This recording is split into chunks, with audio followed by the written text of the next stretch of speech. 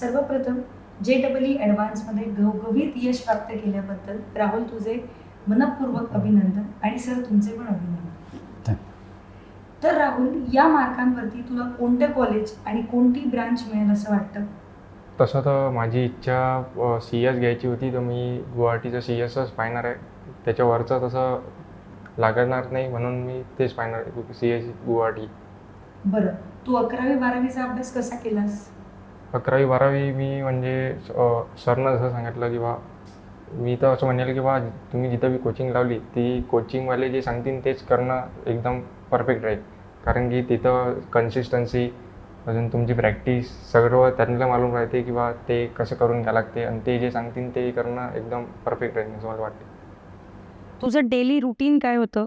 TV, मोबाईलचा वापर करत होतास का? नाही, तसं मी इथं हॉस्टेललाच राहिला होतो, त्याच्यामुळे TV आणि मोबाईलचा तर काही माझी संबंधच नव्हता. कारण की इथं मोबाईलही अलाउड नव्हता आणि TVचा काही हे नाही. तर मग मी बिना TV बिना मोबाईलचाच केलेला आहे.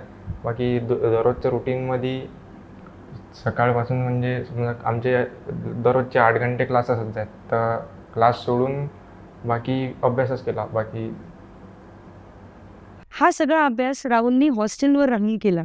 तर हॉस्टेलचा अनुभव कसा होता? तुझं हॉस्टेल लाईफ कसं होतं? हॉस्टेल लाईफ तर एकदम मजेदार होतं. म्हणजे मजेदार अभ्यासही केला, मजाही केली. बाकी समजा हॉस्टेलवर राहायचे असे फायदे आहे की बा, समजा एखाद्या वेळेस समजा सर आपल्याला भेटले की नाही, आपल्याला समजा डाऊट आला तर आपली मित्रमंडळीच आपल्याजवळ असते की आपण त्यांना डाऊट विचारू शकतो. बाकी हे समजा घरचे जे याद आली तेव्हा एवढं यादचं बी येत नाही समजा. आजकाल सगळ्यांचंच असं म्हणणं असतं की फाउंडेशन केलं तर ॲडव्हान्स क्रॅक करणं इझी जातं. यावर तुझं काय मत आहे? आणि तुझं फाउंडेशन झालं होतं का? मी फाउंडेशनबद्दल मला मालूम नव्हतं. मला मालूम पडलं 10वी नंतर फाउंडेशनचं, इथं याच्या आधी तर फाउंडेशन तर माझं काही झालं नव्हतं. पण फाउंडेशनचा एवढा फरक पडत नाही.